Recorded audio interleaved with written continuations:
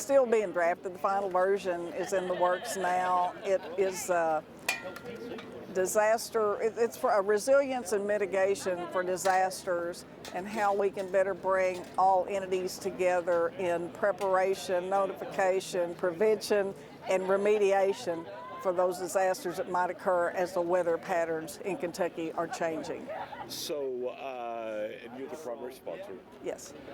So, I guess an example of that, I guess, with the flooding, how would your bill work? Well, whether it's a tornado or a flood or any other natural disaster, we had an earthquake here yesterday, but it would identify issues from communication, notification, how to better plan to avoid a flooding scenario, whether it's experience with building codes, the issue of insurance, housing, homeowners having access to sustainable buildings, and then how federal, state, and local policies can work together. Playing devil's advocate question. I mean, yeah, you can forecast and you know something's coming, but weather can be so unpredictable. Well, so how do you answer that? Let's take flooding for example. I mean, there are topography and other issues, historic data that can be implemented with existing watersheds and drainage to better plan. If you have an event, whether it's 100, 500, or 1,000-year event, you can plan better from a resilience measure. And then, after the fact, that's mitigation and remediation. But planning, engineering, how to better use our land, public-private partnerships, bringing technology to communities.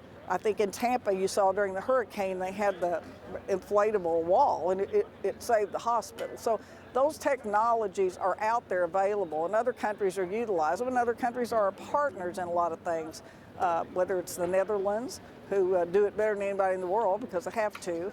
But we just to bring those ideas here and make sure we have a clear understanding for the future, because insurance is going to be a problem. And FEMA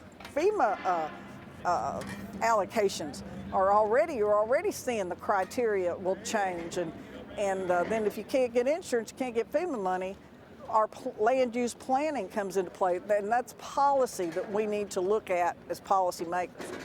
Obviously, you saw, I don't know if it dates back to the floods here, or the tornadoes, but you obviously saw a deficit that you think this could fill a void. Well, yes, and planning and, like I said, notification, building in areas where you're building, where you have built, what kind of structures you have, all that is important in this kind of forecasting and prevention.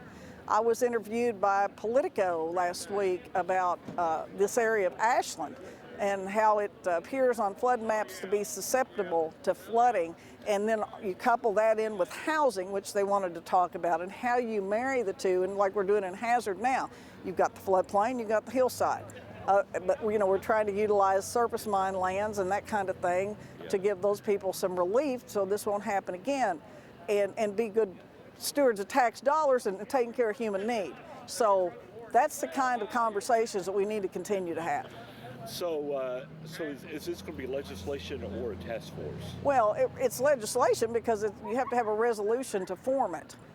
So I'm hoping that will pass, and we see fit to have that conversation. The executive branch has already been working on that some between the tornadoes and the flooding. So we've got some experience here in Kentucky. We've spent a lot of money. Well, we're going to have to spend some more money and see what's working and what's not.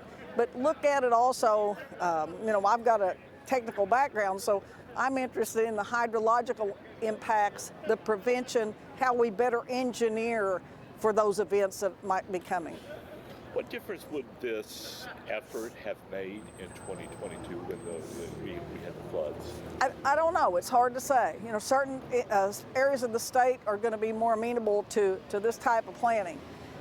When you have that event in high slope, deep hollow area, you know, I don't know. But I think there were things that we learned as far as communication, as far as notifications, how to better take care of your neighbors, or take it down to you know, more of a localized community response. And then we could have done better in like North Carolina, the timeliness of things, how we deal with animals, how we deal with the agriculture component, how we deal with individuals that are going to be displaced for a while. You know, and then getting their church faith-based entities involved. And immediacy is an important thing when you have a disaster. So this is kind of like the thesis before the kind of the headline.